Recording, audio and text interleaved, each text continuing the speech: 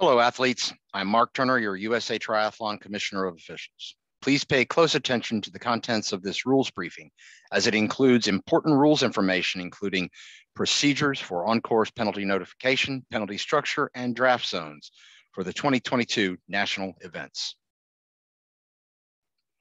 Athletes will be notified as soon as possible and safe to do so if they have received a penalty. Bike course penalties will be served in a designated penalty tent. All other penalties will be served on the course as stand downs. While in the penalty area, athletes may consume only those items they have on their person or with their bikes. Public urination or nudity of any kind will result in disqualification. If an athlete must relieve themselves, the timing device will be stopped and the athlete allowed to go to a suitable facility to do so before returning to serve the remainder of their penalty time. For sprint and Olympic distance races, the bicycle draft zone is 10 meters long, extending backwards from the leading edge of the front wheel. This equals approximately 5 bike lengths of clear space that must be maintained between bikes. A maximum of 20 seconds will be allowed to pass through the zone of another athlete once you've entered it. The bicycle draft zone for any middle distance race is 12 meters long, extending backwards from the leading edge of the front wheel. This equals 6 bike lengths of clear space. Upon entering the draft zone of another cyclist, a maximum of 25 seconds will be allowed to pass through the zone of another athlete and complete the pass. It's important to note that age group athletes often move left well before they approach or enter the draft zone of the leading cyclist. Athletes must ride to the right and only move left in order to complete a pass. The athlete riding bike number 2 in this illustration is out of position and in danger of incurring a blocking penalty, which would be a yellow card penalty. Here, the athlete on bike number 2 has entered the draft zone of bike number 1 and must complete the pass in 20 seconds in the sprint and Olympic races and 25 seconds in middle or long distance races. There is only one exit once an athlete enters the draft zone of the cyclist in front, and that is out the front.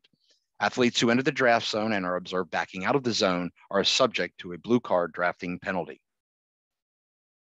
In this illustration, the gap is closed, no clear space is there, 15 seconds has expired.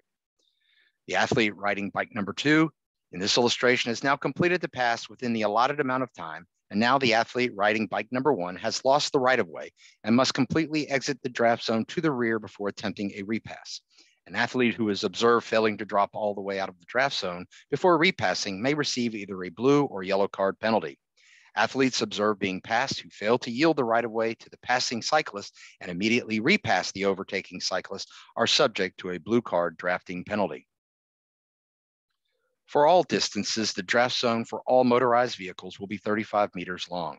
The athlete bears responsibility for staying out of the draft zone of motorized vehicles.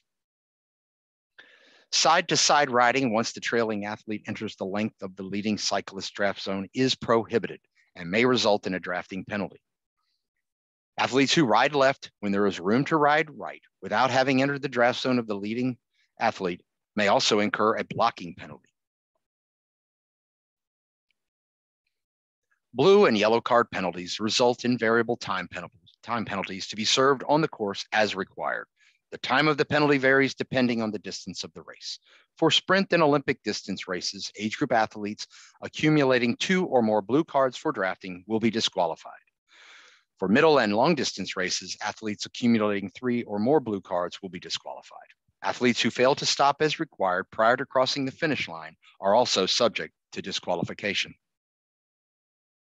Let's review a few general procedures. Athletes penalized on the course must stop on the course as required. Every effort will be made to notify all athletes subject to possible disqualification on site and prior to awards. Athletes facing disqualification will have a full opportunity to discuss the circumstances with the head referee for the event prior to a final determination of the penalty. Please review this chart for a complete understanding of the penalty procedures and location of penalty service.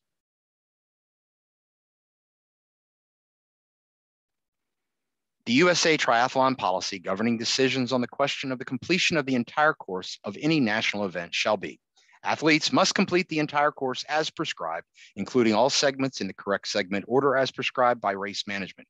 Any failure to so complete the entire course shall be deemed to constitute an unfair time advantage, regardless of overall timing data for the individual athlete, and shall result in disqualification. Athletes who depart from the course must re-enter at the point of departure before continuing.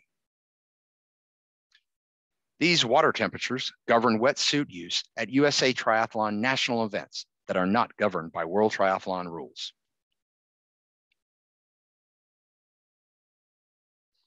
This chart, taking into account both water and air temperature, may be used to determine wetsuit legal water temperatures for age group athletes. If provided, a swimmer must wear the proper official swim cap corresponding to their wave. Wetsuits cannot exceed 5 millimeters of thickness, and when the use of a wetsuit is prohibited, swimwear must be 100% textile material. Now, just a few last reminders. Follow and complete the prescribed course in its entirety. Floating or artificial propulsion devices of any kind are forbidden. Start in your designated wave and not an earlier one. Using an inanimate object to gain forward progress is forbidden. Participants may use any stroke to propel themselves through the water. During the bike portion of the race, stay in coned lanes. Do not litter or discard gear along the course.